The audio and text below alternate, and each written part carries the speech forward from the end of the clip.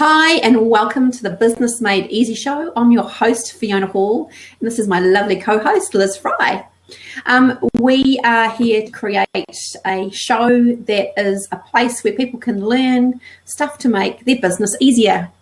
And the reason we started the show is Liz and I both discovered that we had a word that we were focusing on for the year for our businesses, and that word was freedom.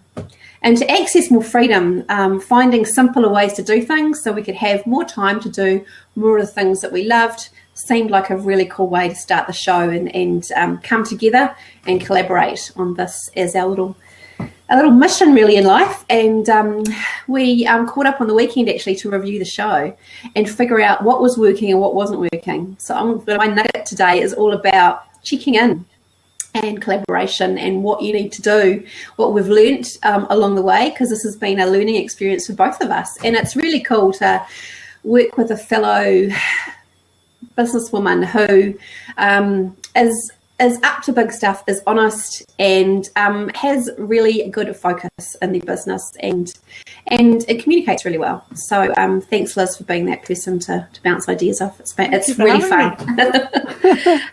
So we love to connect people. Both of us are people connectors. Liz runs an amazing events company, Fuse, where she has guest speakers come and speak. But she also provides a practical tool for people who want to strategize about what they need to do next in their business.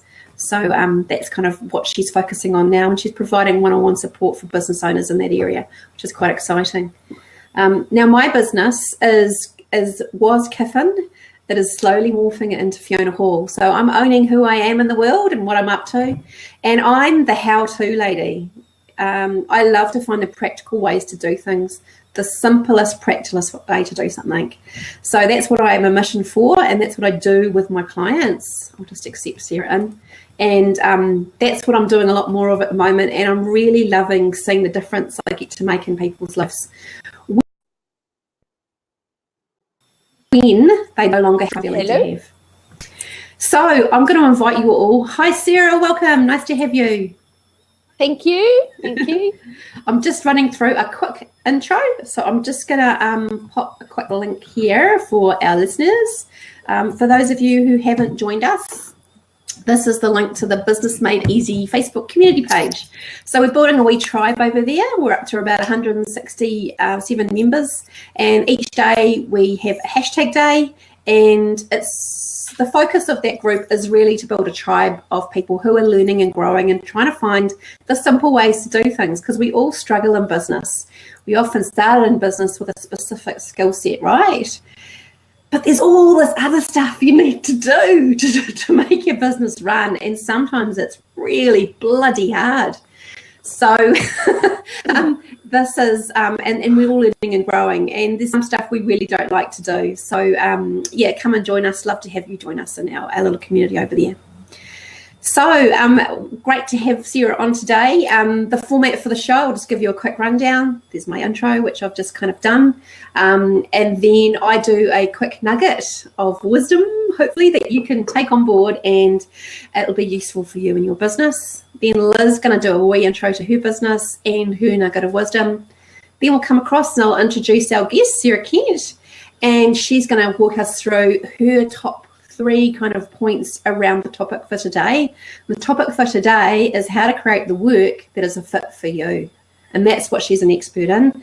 And that's what she's going to share some nuggets of wisdom. If you notice, Liz and I are busy looking to the side, we're probably scribbling notes, so we're not ignoring you. Ignoring me. We learn a lot in these sessions, and we get a lot out of it ourselves. So we're learning and growing. We don't know everything. We don't claim that we do. We love having our guests on to learn stuff from them. So my wee nugget, that's the next section. So I want to talk a bit, expand a bit more on the idea of collaborations and how to make them work. So as a business owner who's in charge of their own business, you get used to making lots of little and big decisions on a regular basis, and it's just you. And I find that I'm just like quick, making decisions, going ahead and making things happen. But when you start to collaborate with someone, you've got to stop and step back a wee bit and think about, okay, so how are we going to do this together? And so part of that process is getting really clear on what you're both contributing. what your skill sets are, and then also asking something that as women I know we're crap at is what's in it for me, because that sounds quite selfish, doesn't it? Right? And I know for me that's been a massive learning curve to say, well, I need to get something out of this, and to be quite focused on that and be quite honest and stand up around that conversation. So that's something I know that I've talked to so many people about, and they all struggle with that question, but it has to be an honest, because there is some version of that going on in the back of your head, unless you own it and you both stand up and say, so my focus is to get this out of this. I think that's conversation. Once you've got that clarity, anything further that goes on, you can come back to those. So I'm not getting this out of this, and you're not getting that out of that, so therefore this isn't working. So getting clear about that's really important. The other thing I wanted to touch on was commitments and time. Like Liz and I figured that once a week during the show was just a bit too much on our other commitments, because this moment is not a revenue producing show for us. It's a way to build a following and get known, but at the moment it's not a direct way that we're earning money. So we have to be really mindful about our time as well. So when you're collaborating with somebody, how much time realistically can you commit to something? It's a big question, because often you're taking time away from something else when you're doing something new. So something's got to go to fit the new thing in. So be honest about that. The other thing is, like, the questions that I talked to Liz about is a big question I've been asking a lot of people lately is, what do you want to be known for? Like, what, if people talk about you, like for me, I really want to be known as the how-to lady. That's kind of where I want to go, where I want people to think about me in that space. So what do you want to be known for? What are you going to be contributing in terms of your time and your skills to the collaboration? How often do you need to review it to check in, is it working? Or what is working and what's not working? And so you can readjust and look at the path and change it and move it as you need to. So that's my wee nugget for today. Be honest about what you want and what you need, and know what you want to be known for, so that it means the direction you're going in and what you're doing aligns with that. And then what are you going to be contributing?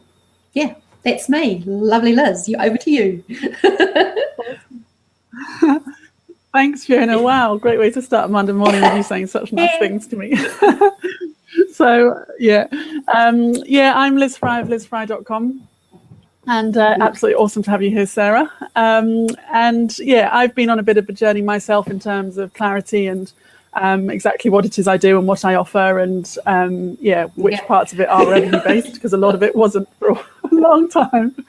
I am a mentor in life and business. I do have a young girl that I'm coaching who's 15 in the sort of life side of things, who's just struggling and finding things a bit hard.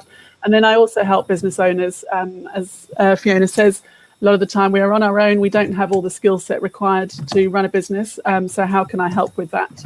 And that follows into my nugget for today, because my unique selling point is that I'm actually hands-on as a mentor. So whether you're hosting an event or running an event, I can come and help host it and, help at the welcome desk and help get set up and things. Or maybe it's that you just haven't got your newsletter out, and so I can get you set up on that. And it's how many people actually know your unique selling point. As Fiona says, what do you want to be known for, and how do you get that across? And it's not just having, that one point, but actually how else could people relate to you? So for example, like if two people were talking and one wanted to get out, was just like, oh my God, I can't believe I've got to work again this weekend. I'm tired of my restaurant job. I really just want to run a business. I know what I want to do and all the rest of it.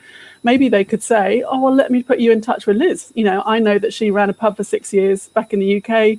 She'd be a great person to talk to and connect with. They may be in corporate. They may be, I know, for example, Sarah was in coaching and development, organizational executive level before she started her own business. And so maybe someone could relate to that and want to be introduced to Sarah. And I know that Fiona was in retail and product development, in a previous life. So, again, it's just what else do people need to know about you that they could relate to and connect with?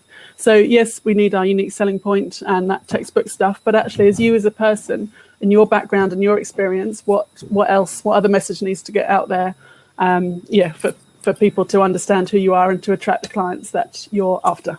So that's my nugget today. Have a look and see how much people. That's a great point, isn't it? Because we're bringing us such a wealth of experience to, people only know us maybe in a small sphere, but there's all this history behind. Yeah, because our little session on Saturday, I learned about you, stuff that I didn't know, and we've been working on this together for 6 or 7 months. So it's just, if your sort of close circle, have got the clarity, then they'll be able to recognise you. Thanks, Liz. Great point. So I'm going to introduce the lovely Sarah Kent now. So Sarah, she's our guest for this week. Now Sarah's travelled a lot by the sound of it. We read through what I discovered when I went searching.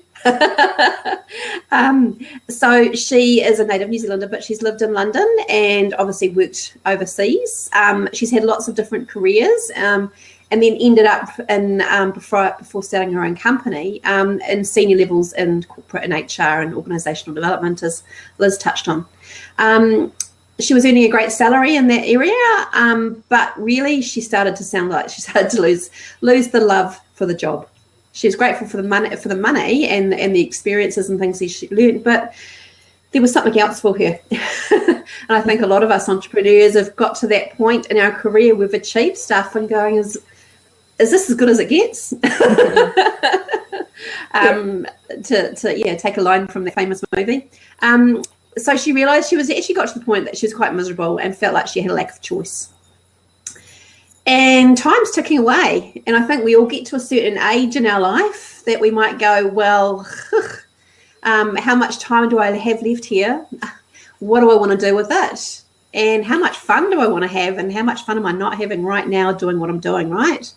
And so she got to that point and she realised it wasn't really an opportunity for her to grow income in the way she wanted to. And so she started her own business, which is all about how to create the work that's a fit for you. So she does using a lot of the skills that she's got with HR, where HR people get to know people quite well and are really good question askers and getting to know who the person is, like what Liz touched on about getting to know that person, their background, drilling deeper into who they are and what motivates them. And she runs a great podcast show, which is fairly recent, called Conversations on Creating the Work You Want Your Way. So welcome to Sarah Kent. Thank you. It's great hearing your web copy sort of talked back to you. It's quite, I wrote that a while ago. Cool. So much. It's so good to be here. I'm a bit nervous. I'm usually heckling in the audience or being the interviewer on audio. So it's like comb my hair. Yeah. I know. I've got to put the makeup on. It's like, oh my God. Exactly. Yeah. So, so it's lovely to be here, and thanks for the intro. And I started out my working life as a kindergarten teacher, and really enjoyed that for quite a while. Yeah, taught kindergarten in New Zealand and in the UK, and my first degree's in education, so I've got a teaching degree, and then sort of 10 years after that decided I knew it wasn't quite what I wanted to do, but didn't really know what else I wanted to do, like most of us. You just thought, I don't really think this is it, but I don't know what is. Yeah. And I spent a lot of time looking at other people who were interested and excited about their work. And I remember a long time ago meeting someone who just loved their job. And it wasn't that her job was particularly special. It just really suited her. And she just really enjoyed it. And to me, that was a bit foreign. Yeah. It was like, you go to work, you earn money, you're grateful for the opportunity. And it kind of struck me as if, that's a bit odd. And I think that's what's kind of motivated me over the years. And I was lucky when I was in the UK, I decided I didn't want to teach anymore and was able to morph my way into organisation development and learning and development. Yeah. And I did that for 10 years and then went out and started contracting and consulting. And my background is more in the OD, so building the organisation through their people and processes, than the HR side, which is interesting because a lot of what I do is around career, life and business change. And when you think of that in an HR context, that's sort of what's on your CV and what's your experience and who wants you. Yeah. And in some ways that's useful because it can inform some of what I do. Yeah. But the part I really focus on is who are you and who are you now and what really suits you. Yeah. And so that's my first tip. Is life gets much easier when you discover who you are and what you really want. Because sometimes it's not what we think. Yeah. And particularly for my generation, if we grew up in the sort of 70s and 80s, and it was really girls can do everything, do anything, take science, not home ec, those sorts of things. Do computer studies, which was just a whole lot of foreign things. It wasn't really what it was now. It was quite strange. And you do academic subjects and things like that. So we came through this kind of culture that was, you've got these opportunities that the generations before us didn't have, and you've got opportunities to make money and things like that. And I think we're so fortunate that if we get to a point where we go, well, actually, is that it? Or I'm not, I'm working really hard, and I've really enjoyed this. And it's not, the people I work with, it's never about the money. It's that we get to a point where we want meaning and we want fulfillment, and we want to be able to do it in a sustainable way. And to do it sustainably, it needs to pay for itself. Yeah. And it needs to be profitable. So it needs to pay you a living wage as well. Or you do it as a project. And a lot of people I work with are quite happy with that. You discover your way, and you discover what you really want to do that fits you. And sometimes it doesn't end up being your work. Like I say to people, you don't need to blow your life apart if things aren't working. Once you get to know who you are or what really works for you, a lot of that kind of angst falls away, and we can stop kind of trying pushing ourselves into something that we're not. Yeah. So there's a lot of freedom in that. So that was a long-winded way of talking about one tip. No, that's great. I love it. Cool. The whole Girls Can Do Anything campaign that came through in the 80s, kind of like high school level, was like mechanics and engineers and and all sorts of stuff it's quite interesting. And it was great because it did equalize that balance. And so it wasn't that you could just be a teacher or a secretary or a nurse or a nun. There was a bit more variety. Or a mother, and which was great. But I think a lot of us as well, a lot of people, a lot of my clients have gone into commerce, accounting, those sorts of roles because, their family struggled economically. And so they decided that was a really good way of making really good money. Yeah. And, coming from that survival mode, which is the way that life's turned out, the way that generations we've kind of changed over time. That's what we did, and that was really good choices at the time. Yeah, totally. So the career decision was made on a place of fear of not having enough money, and so that was the path to go down because it was going to earn you good money. Yeah, I think so. Yeah. And that fear was real. Yeah. Not that many generations ago, no one cared whether they liked their work. You really were there to feed your family and survive. Yeah. And that was the reality. And for some people that still is. Yes, so completely. Yeah. So it's there's always that balance of are we still in survival mode, or do we just think we are because that's what we know, and moving past that. Yeah. And you always fall back into it. That's the other thing, is that whenever you make a change, we'll flip back into that survival mode, especially when we're talking about a livelihood. So that's where the fear comes up, because suddenly it's like, okay, I've not done this before. And we're not used to not knowing. All through school, you learn, and you do. And if you want to make any change, whether it's entrepreneurship or in your work or in your life, you have to kind of try, then you have to do, and then know. And so it is really sort of that. And I think that's the thing I work with people most on, is providing them with a really like a safe space to try something and then know it, and do and know in a fun way. Great. So my next tip is it's not just about what you do, but how you do it. It's really important. So once you know your best way of doing things, the way that you really you thrive, and this again takes a bit of analysis. It takes time to figure this out. You often can't see it yourself because it's so easy for us to go natural. Yeah. So it's thinking about the way that you communicate best, the way that you, communicate best is a really good example because it informs so much of what we do.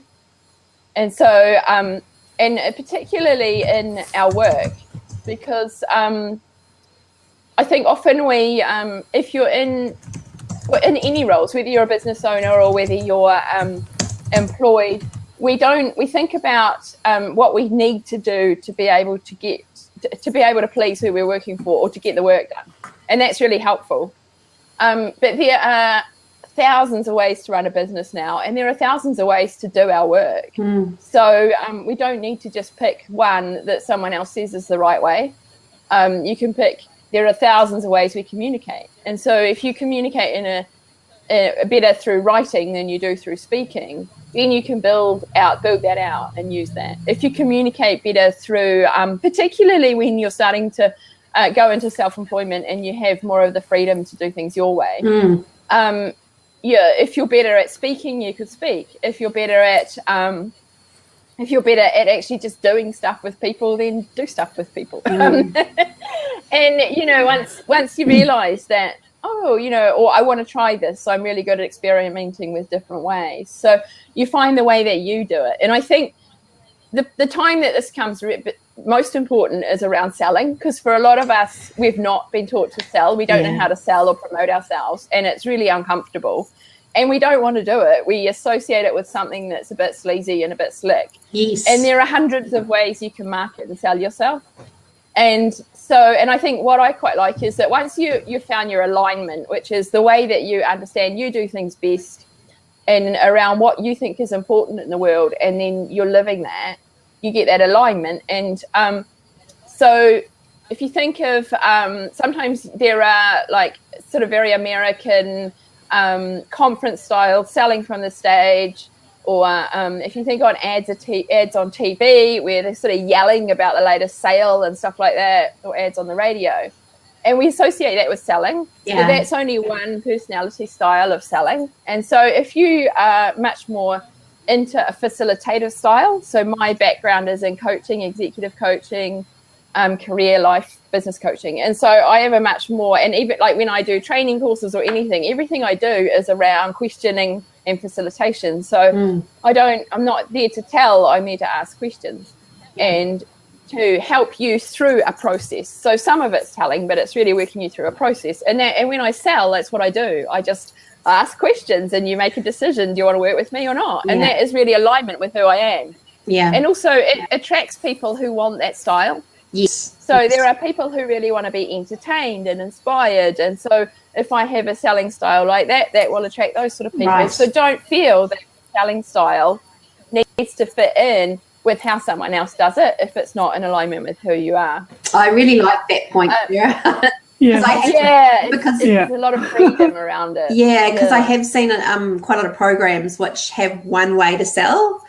And you do this, it's like tick this box and do this, and this, and it's just jarred with me going, oh, that's not comfortable, it doesn't feel like me. And I came from a selling background. I worked as a sales manager for nearly 9 years, so it's like, I never did it like that. Why does it feel so weird? Absolutely. And when we're doing something in a different context, we forget. It's like, okay, I've got to do it this way. If that's not your style, that's fine. And what we're really lucky now with technology that, if you're really good at that conversational selling, then do that. If you're really good, you're not so confident, then you can learn how to write a sales page. And I mean, basically, all you're doing is taking people through a process to give them enough information to know whether they want to work with you or not. And I mean, you don't want to work with people who don't want to work with you. So it's not about squeezing them in to work with you. Exactly. Depending on your business model. I mean, there might be business models where I'm very specific about who I work with and who I don't, because if the connection's not right, then it doesn't work.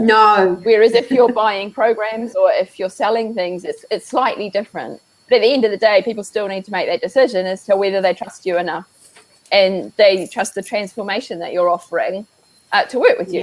So it's really interesting, I think. And I think I get frustrated because I think, no, I don't think you should be selling that way. You're really quiet and, you would really you're a really good teacher. If you were teaching people things, you could sell by teaching. So I think, don't squeeze yourself into a way.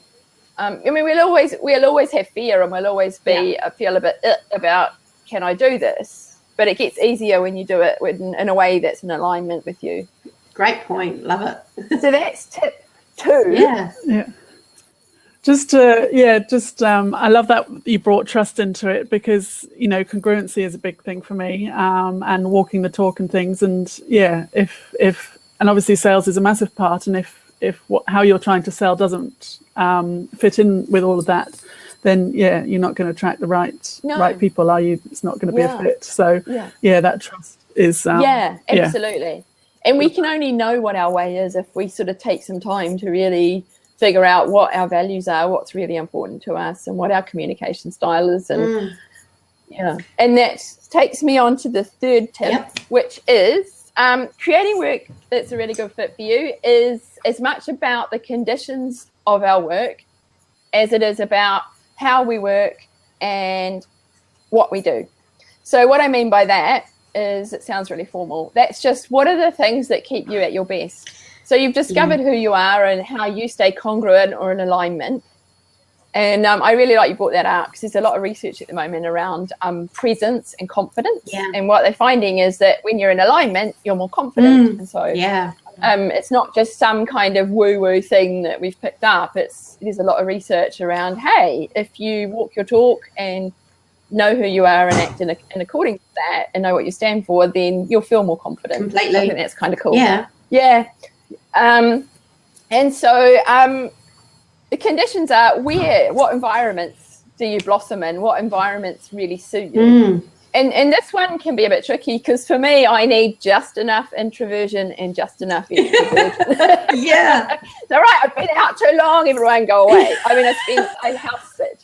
So I spend quite a lot of time on my own, and I've just spent 10 days house sitting and haven't been out that much. And this week I have nieces and nephews on school holidays. I'm hanging out with them. I've got a really social week, so I'm ready for that.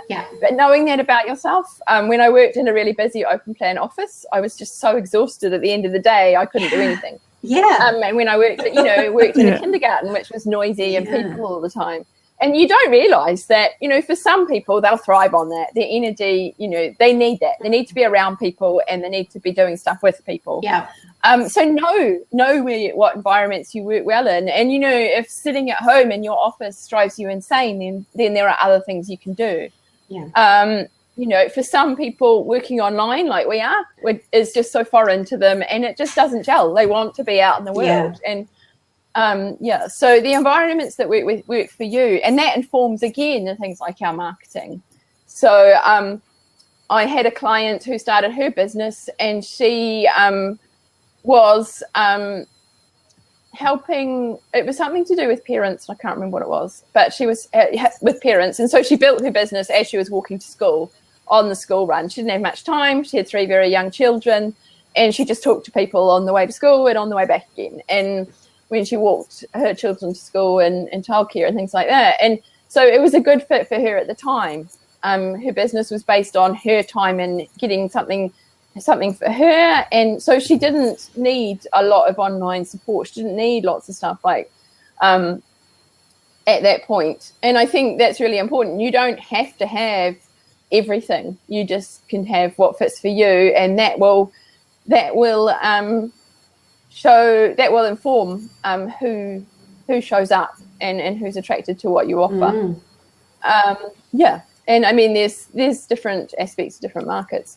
And the other thing is around environment is just even we're products of our environment as much as we have impacts on our environment. So what are environment, who are you hanging out with, and how is that informing you? How is that having an impact on you? And I think you can kind of hold that one lightly, but it's worth just thinking, well, where do I blossom, and where do I really enjoy things? And often that's about trying new things as much as it is avoiding the things that we think aren't a fit for us. So yeah, it could be trying something like, well, do I know that I like leading workshops? Do I know that I like having a lot of quiet time? And I interviewed a lady for the podcast, and she, Sandra Pulowski, she teaches public speaking, does a lot of public speaking. She's a raving introvert. She never, she really loves being on her own. And she said every time she speaks in public, she feels sick. She said, I've never got over my fear of public speaking. She said, I teach it. And she said, I love it, but that fear is always there. And it really keeps her real and keeps her grounded. And also it really attracts people because, who's not scared? So, yeah, I thought it was really kind of cool that you do something that you enjoy it, even though there's a part of it, will be really scary. Yeah. So, yeah. What changes have you made over the course of starting your own business? What have you noticed? Obviously, you've probably gone through that journey yourself. Like, what have you noticed and what have you changed? How long have we got? I am a crazy creative, so I do have lots and lots of ideas. Yes. The biggest change was working remotely. So I used to work, I used to do a lot of work in person in organizations, a lot of training, a lot of consulting in organizations. And I wanted to work in a more flexible way. And also when I did my coach training and things like that, it was all over the phone and online. So it just worked really well for me. And so, yeah, taking things so that I can work remotely and they're flexible has been one big thing, massive thing. Cool. And that suits your personality of your needs, absolutely. Like what you talked about is Absolutely. creating that place to thrive in for you. Absolutely. Yeah, I love it. Yeah, and I love working one-to-one with people. So I can work with groups, and I've done a lot of speaking and worked a lot with groups, and I really enjoy it. But and there's almost this pressure that, if you start off working one-to-one and then you work with groups, or the other way around. And it's like the offers go together. But I know that I really work well one-to-one. And I know that you get a really successful business model working with people one-to-one. So that's what I'm doing at the moment. I still do speaking and I still do workshops as part of my marketing. But I also know that I enjoy them and I'm good at them, but they also really drain my energy. And that goes back to what you were saying about getting your needs met. It's like, is this really where I need to be putting my energy? So definitely that. And also that you will the thing I've learned is that you will make loads of mistakes. And that's part of it. And you have to embrace that. And and I think for me, that's what comes down to owning your way and knowing who you are. Yeah. And being able to just look at yourself in complete honesty and own that and know that whatever you've done and however you've got there is great, even though you might just want to climb under the sofa and hide out of embarrassment. We all have these things. And there are a lot of rabbit holes. And I wish that I'd gone through the process that I'd help people through when I started out. And I did in a way, but I think I more learned how to do it rather than went through it myself. So so and that's why I just think it's really important to figure out what your thing is. Don't we learn we learn what we're here to teach, aren't we? That's what we're here. Absolutely. Yeah. So and we teach what we need to learn. So how can people work with you, Sarah? Like, what's the process? What do you take them through? To work with me, you can hop onto my website. I'll put the link up for you if you like. Yep. And there is a link there. You can just contact me directly. Email me at sarah-kent.com, which is probably the easiest way at the moment because I am doing some rebranding at the moment, shifting things around a bit on my website. The focus is that there's not offers up at the moment, so the offers will be changing. So, and what will be different is that I'm taking people through a 3-month intensive coaching program, which is around discovering your way and your next thing. So you discover who you are, what you want. You discover what life direction you want to be taking and what work you want to be doing in that. And so, it's for people who either really want to make a change in their work, or people who are just, is this it? I don't know where I'm going with my life now. what's next kind of thing, and are ready to explore that a bit. So do you tend to get people in jobs and corporates and things, or people, maybe mums that don't want to go back to work yet but want to do something different? Do you get a whole range of different yes, I do. people? I get a range. Yeah. And I think because my niche is very much around values, so it's people who really want to discover more about themselves and how their work can make a difference and provide a way for them to earn money, or they're just looking for a new life direction. So often it is parents who you're not the same. I'm not a parent, but I know that people who are parents tell me that you're not the same after you have kids as you were before. And even if you are, your life is really different. And so the future you thought you were having isn't going to be the same. And so it's a good opportunity to kind of have a rethink about that and how that's going to work for you, because our sort of identity changes as we change. So people like that,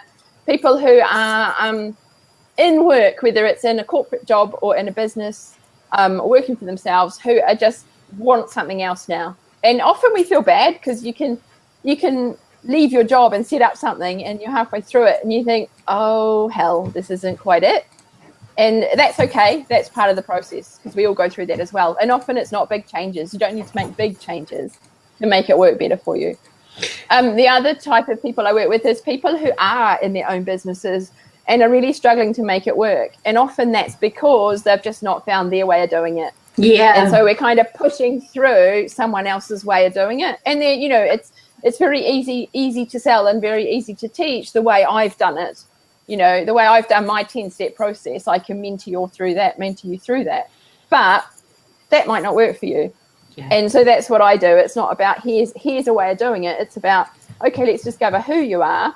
Here are 10,000 ways you can do it, which get to you. And I think that's where my creative brain comes in helpful because I'm not a logical thinker. I see themes and patterns and the way things go together in different ways. So that's useful.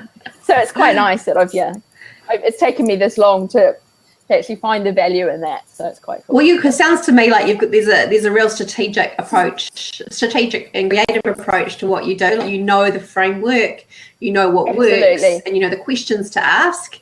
But you can hold a space for someone to go through that process and work it out themselves. Yeah, so it is definitely people who don't like being told what to do, because none of us are like that.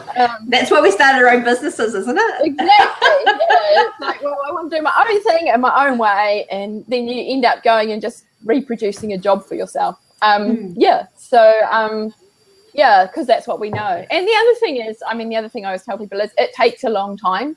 There is there's no get there quick. It depends on how much work you've already done, but give yourself a break. Give yourself a break, and it's a process, and it never ever ends in a way. You're always reviewing and things like that. Totally. So it does take a while. So don't beat yourself up if it's not all working within the first year or the second year or the third year. It does come together eventually. I reckon, Sarah, that starting your own business and becoming a parent are one of the two biggest self-development journeys you could ever go on, really.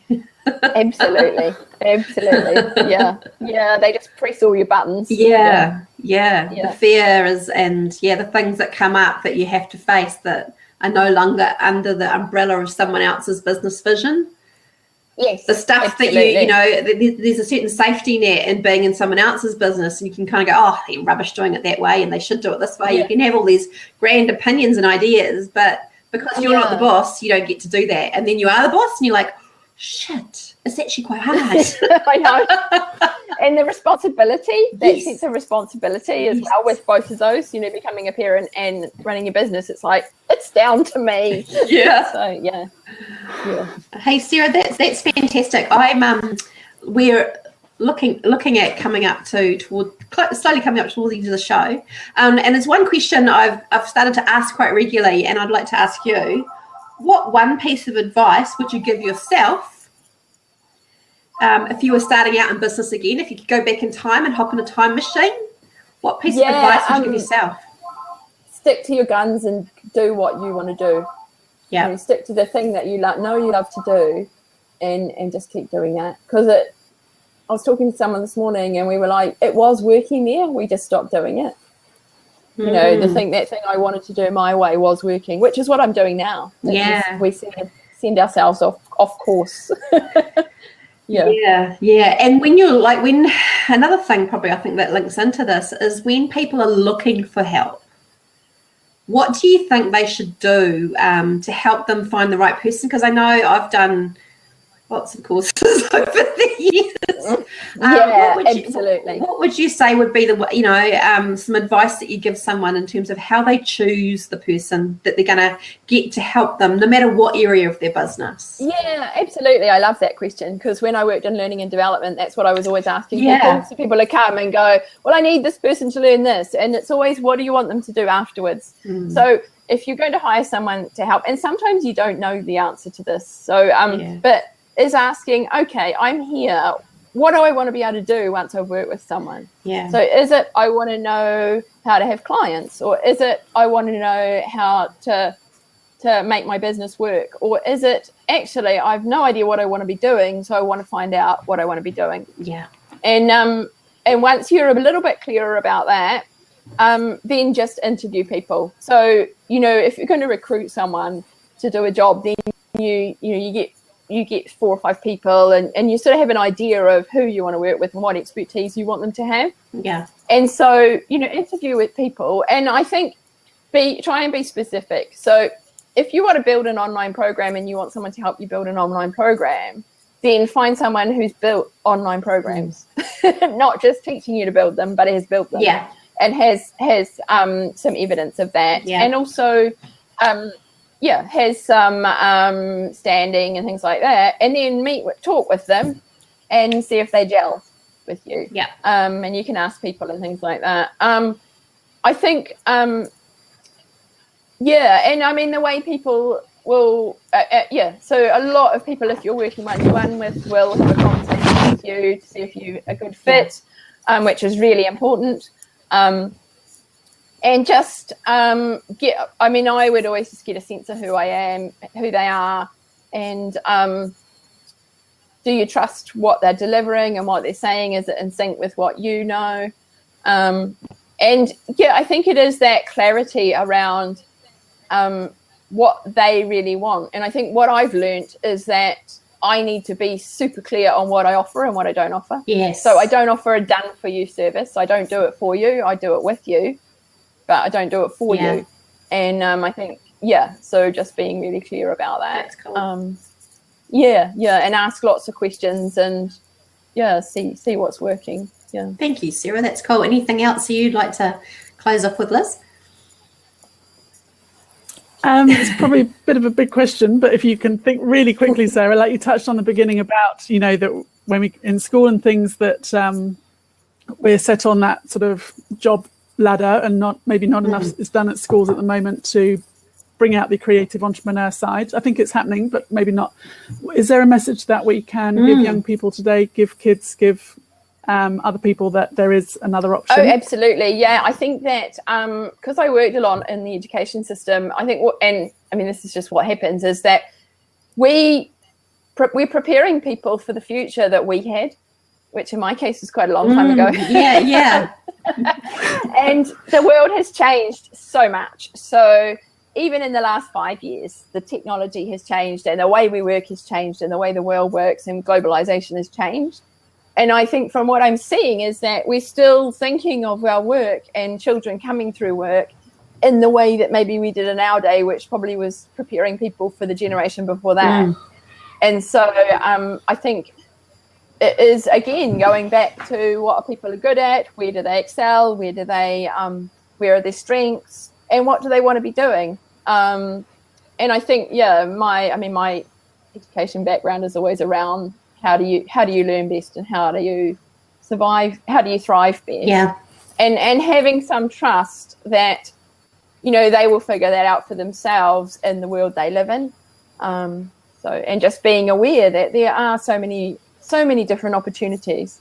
The other thing I think is that, I didn't know anything when I was 20, 30 or 40. I mean, you know, we make the best decisions that we can for ourselves at the time. And there's no crystal ball. You can't say, well, I'm going to do this because this will happen. I mean, obviously you wouldn't want to be becoming an expert in Windows Explorer right now. That would probably not be a good idea. But I think, you know, that whatever path we choose to go is a path that will lead us somewhere. Nothing is a waste of time. It's true. But the more experiences we have, I think, when we're younger, and the more we get to experience just life in the way the world works now, is quite cool. That was quite a rambly end. Thanks. I love it. Trust in the process. Yeah. Cool. Hey, thanks, Sarah. Awesome. Got some great notes scribbled down here. So just to summarize, get clear on who you are and what you want, and then get clear on how you're going to do it and how you thrive, like the place that, you know, what you need to do to create an environment that you thrive in. Yeah. And then was it the what keeps you at your best, like the conditions that keep you at your best, and know what that environment looks like, and understand that we're a product of our environment. So how are we going to thrive or fail or flail will really be dependent on us following and getting clear about who we are, what we're doing, what value we provide, and what we need to create as an environment to make that happen. Yeah. Cool. Yeah. Thank you. That's it in a nutshell. I'm getting good at this nutshell stuff, I reckon. So thanks so much, Sarah. I'm going to look at closing out the show today. And our next show, our guest is Zenka from Adventure Girls, and she's going to be talking about the steps she took at creating a business from a hobby and passion and exercise and fitness. Cool. She is an amazing woman. I've been on one of her adventures, so I'm really looking forward to having her on the show as well. I'm Fiona Hall, and you can find me on my website if you'd like to come and check me out. For the Blab Show listeners, here's a link to my website, kiffin.co.nz, and Liz. And I am Liz Fry from lizfry.com. So, do come and check out what I've got going on. Thanks so much, ladies. And I'm going to close out Thank you. recording. It was great fun. Awesome. Yeah, lovely having you. Bye.